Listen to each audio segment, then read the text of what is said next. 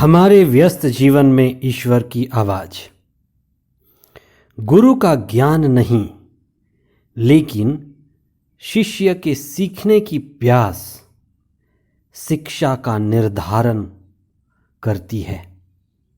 ये मायने नहीं रखता कि गुरु कितना जानता है या कितना ज्ञानी है, लेकिन ये मायने रखता है कि शिष्य में सीखने की कितनी प्यास है, जुनून है। दुनिया ने कई महान गुरु देखे हैं, जिनमें यूनानी सभ्यता, यूनानी संस्कृति और यूनानी दर्शन सबसे प्रसिद्ध रहे हैं। विश्व प्रसिद्ध विचारक, चिंतक इसी सभ्यता की देन है। पास्का का 6वां सप्ताह 25 मई 2022 बुधवार। प्रेरित चरित्र अध्याय 17 पद संख्याएं 15 और उसके आगे, अध्याय 18 पद संख्या 1। संत यूहन्ना का सुसमाचार अध्याय 16 पद संख्याएं 12 से 15 तक। ज्ञान में आगे बढ़ते हुए हमें इतना जानना जरूरी है कि इस विज्ञान के युग में सभी ओर विज्ञान के देन की चर्चा होती है। स्वस्थ रहने के लिए शरीर विज्ञान, चिकित्सा विज्ञान, मनुष्य के व्यवहार को समझने के लिए मनोविज्ञान, जीव जगत को जानने के लिए प्रकृति व जीव विज्ञान की जरूरत होती है। लेकिन ये सभी ज्ञान बाहर के ज्ञान हैं। विज्ञान बाहर का ज्ञान है। विश्व के ज्ञान को विज्ञान कहते हैं। बाहरी विज्ञान की खोज से भी ज्यादा मनुष्य को जो चाहिए वह अंदर की खोज है, अंदर का विज्ञान है, जिसे हम आत्मज्ञान कहते हैं। आज आप चिंतन करें कि मैं आत्मज्ञान में कितने समर्पित हूं। क्या मैंने खुद का अनुसंधान किया है? खुद को कितना जाना है और खुद को जानने के लिए कितनी मेहनत की है? खुद की कितनी समझ है? खुद की खोज में ही, स्वयं की खोज में ही ईश्वर की खोज है। आत्मज्ञान में ही ईश्वर का भी ज्ञान है। आज के पहले पाठ में यूनानी बहुल शहर एथेंस में संत पौलुस लोगों को ईश्वरीय ज्ञान देते हैं।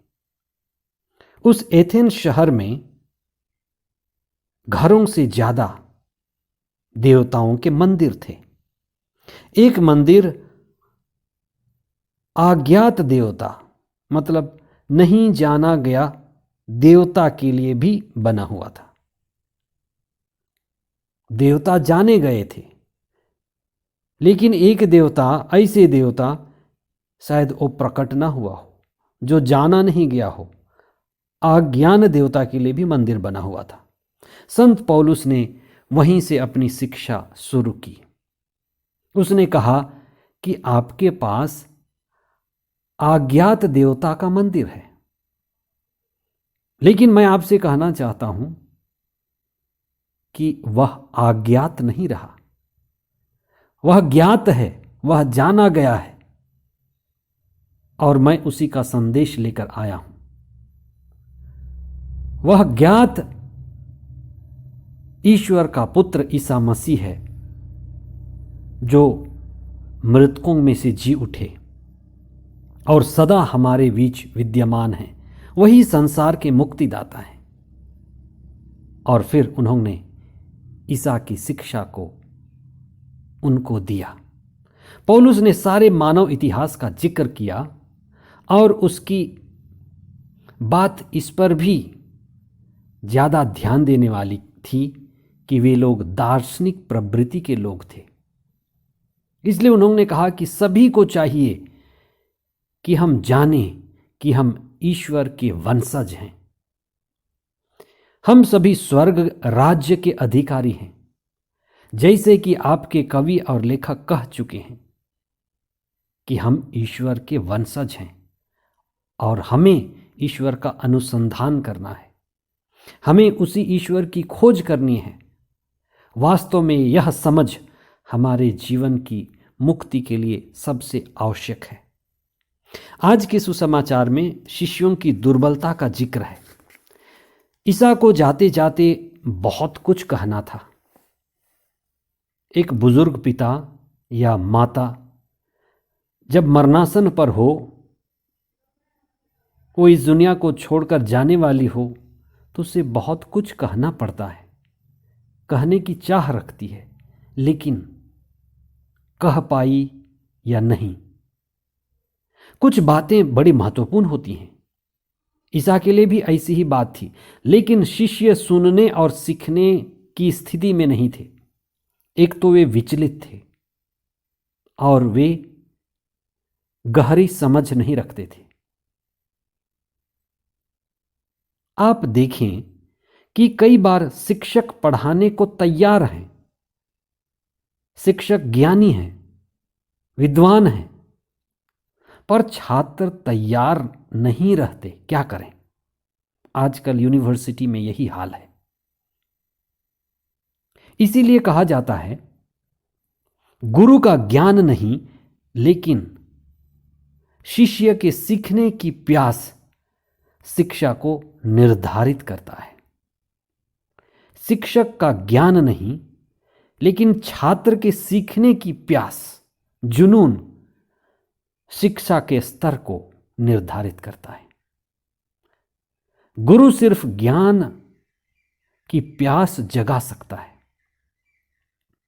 ईसा ने यह काम पवित्र आत्मा को सौंपा।